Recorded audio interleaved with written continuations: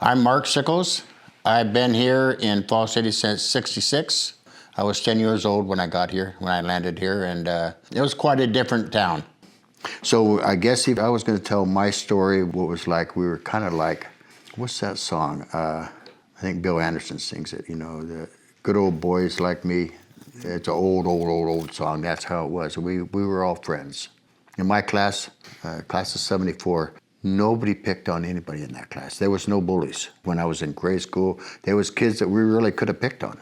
That kid was one of us. That girl was one of us. We did things together, and we had fun. We used to do the serpentine down, you know, before football games, all downtown and stuff, and they were all part of that. We just had fun. You know, it was a different kind of fun in those days. In the '60s and '70s, you just hung out. And we'd go up in the hills and we'd wrestle and stuff like that. In the old days, there was a lot of stores in this town. So yeah, there were some old buildings that used to be hotels and stuff, and we'd go rummage through those places and see if we can find any souvenirs and things like that. The Upper Park, there was a lady, I called her Mrs. Jost, and I don't know what her first name was. She was not a member of the city council, but she took care of all the activities in this town. And she would have up there at the ballpark games and all kinds of stuff to do on the 4th of July. You had the grease poles, you had the keg toss where you'd throw the keg, who could throw the keg the furthest, and gunny sack races, and the whole town would go up there. That was just a day to just go have fun. She would have the other activities too, not just the 4th of July. There was a lot of fun things that we did. The Mushroom Festival and all those real fun activities that you did through the year. And that's where we used to do that. The Pink Pokey, I'd been in there, but I never was locked in there. It wasn't active at the time. And but the bell that you see downtown, that used to sit on top. And we had a policeman. Mr. Brown was a really nice guy. He was a great policeman. He knew everybody. And so about 2 o'clock in the morning, we'd go out and we'd tie a rope to this bell, and we'd go clear up kind of where the bell is now.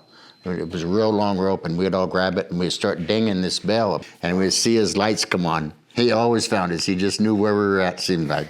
We were probably not smart enough to know that he already knew where we were running. So that's the Pink Pokey. Right. The stairs to the elementary school. There was a trail that went over to the stairs and back behind the trees, behind my sister Lori's house there. And we'd go on down there and we'd go on the trails and hang out after school and then go to the stairs and come down. People always run the stairs to get ready for football season. You know, they'd get in shape running up and down those stairs. I did it, and everybody did it, I think. There was a trail that went from the grade school, right at the edge of the grade school, and it came down to the bottom of the stairs. There was a trail that went from there, too, down to the high school. There was that trail and the other trail, how we came up and down to town. And sometimes a lot of things happen here after school at the grade school, and so we'd go take that trail and just walk down here. We never really ever rode the bus anywhere. Even there was a lot of deep snow. We had lots of snow in those days when I was growing up. Every year, every winter, we had snow. And we would just walk to school. And the bus went around, but us guys, we never took it. Us buddies, we'd take off and have fun, throw snowballs on the way. The Boondocks, the tavern that's there now was not a tavern. The Boondocks was a game room after school and those kind of things. Wayne Anderson ran that. He was about 18 years old. And he rented that place from donations. And he had all kinds of games in there and pool tables. And he said, you can do anything you want. You can't pick on anybody and no swearing. And that was his only rules. Otherwise than that, you come in and you have fun. And that used to be the Boondocks. When I was growing up, we never locked our doors. Even in the kitchen door, the back door, there was never even a lock on it. There was no place for a lock. And my friends would come over and they wouldn't even knock on the door. They would just come in and they'd open the fridge and get a glass of Kool-Aid and come on in the front room. You didn't knock on people's doors in those days. I'd go up to my friend's house up there, Chamberlain Road, and my friend lived way up there, my best friend, Jimmy Kendall, and I wouldn't knock on their door. I'd just go on in, you know, and his dad would chew me out just like he would his own kids. You know, that's just how that worked. We were a big family in this town that everybody knew each other. Okay, I got just a short story. Do you know if you go up, going towards Black Rock, and there's a park up there called Gerlinger Park down by the river. That was a guy. They were the Gerlingers. They're kind of the reason Falls City even is here. Their dad, George's dad, what was his name? Sorry, I don't remember his name now. In the mid-1800s, he moved from Illinois. He was a wealthy businessman. He came and he started some things going on in Portland and stuff. And then he came and found all that timber up there above Falls City. There was huge trees. If you go up to the Valley of the Giants, up there past Faucet's, and that's untouched timber right there, about, I think 14 acres, something like that. And they got trails that go through it. Those are old growth, they're big. And that's what he found up there, and he wanted to get those trees down here, but there was no way to get them down here. You couldn't bring them down on a wagon because, one tree, they would cut many great big logs. And so the dad and the kids built a railroad.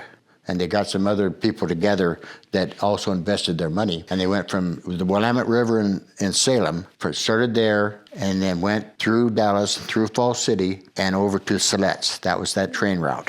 It was called Salem, Falls City West Train Route. And the Gerlingers did that. And so that they could bring that wood down here. And they'd bring it to the Willamette River, dump the logs in the river.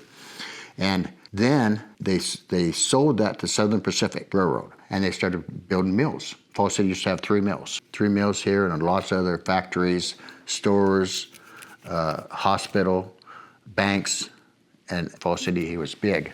And it was a real thriving area because of those guys. In 1903, the train started going from Dallas to Falls City and would bring passengers. The town used to be in South Main. That was the main town in those days. You go down there through the trailer park, and then where it comes out at Chamberlain Road, and then all the way over, that was a train track.